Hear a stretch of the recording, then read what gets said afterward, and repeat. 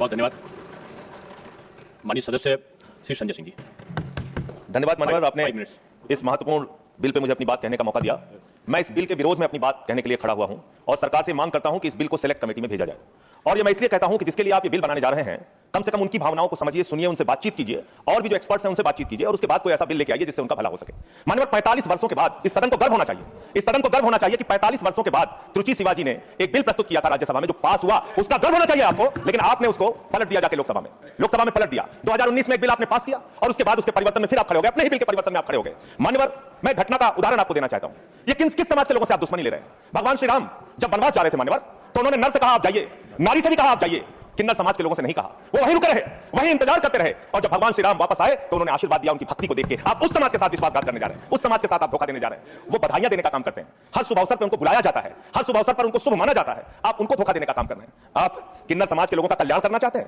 कल्याण की कहानी सुनेंगे आप कैसा कल्याण कर रहे हैं? वर्ष 2021-22 में मोदी जी की सरकार ने 20 करोड़ रुपए इनके कल्याण के लिए आवंटित किया, खर्च किया मात्र 1 करोड़ 91 लाख रुपए, मात्र 9.55%। 2022-23 में 30 करोड़ रुपए आपने आवंटित किया किन्नर समाज के कल्याण के लिए, खर्च किया मात्र आपने 12 लाख रुपए, 0.4%। वर्ष 2023-24 में ऑथेंटिकेट करूंगा, नहीं, प्रतिशत में थोड़ा ज्यादा है। हाँ, मैं बता रहा हूं, ये समय जो बोला सर मुझे दीजिएगा।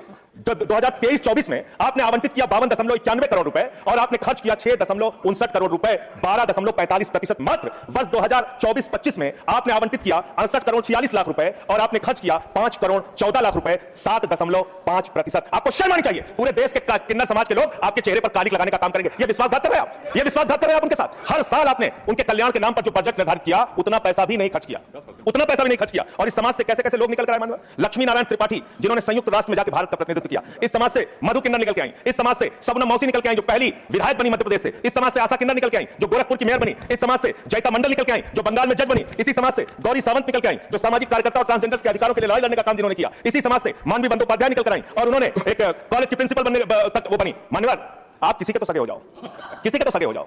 नौजवानों को आपने धोखा दिया अग्निवीर लाके, किसानों को आपने धोखा दिया, फसल का दाम नहीं देते, 3 काला कानून लेके आए, 750 किसानों ने अपनी शहादत दी। कोरोना में आपने पूरे देश को लाइन में खड़ा कर दिया, नोटबंदी में लाइन खड़ा कर दिया, गैस में लाइन खड़ा कर दिया। अब अपनी पहचान कराने के लिए एक ट्रांसजेंडर को लाइन में खड़ा होना पड़ेगा, अपमानित होना पड़ेगा, उसकी जांच की जाएगी, पड़ताल की जाएगी, उसकी बेइज्जती की जाएगी। मैं तो हैरान हूं, सत्ता पक्ष के लोग कह रहे हैं दारू पी के आ जाते हैं, सिगरेट पी के आ जाते हैं, ऐसा है वैसा है। आप नैतिकता के लंबरदार हो गए, आप जो है सबसे बड़े दूध के धुले हो गए। कौन बीजेपी के लोग हैं? आपके सामने बोलिए, क्या आप लोग दारू सिगरेट नहीं पीते? क्या आप लोग दारू सिगरेट नहीं पीते? आप इतने बड़े दूध के धुले बने? खत्म कराओ सर, खत्म कराओ, खत्म समाप्त कराओ सर। अरे आपने बीच आपको नहीं कहा सर, आपने दारू पीते ना सिगरेट पीते, मुझे पता है।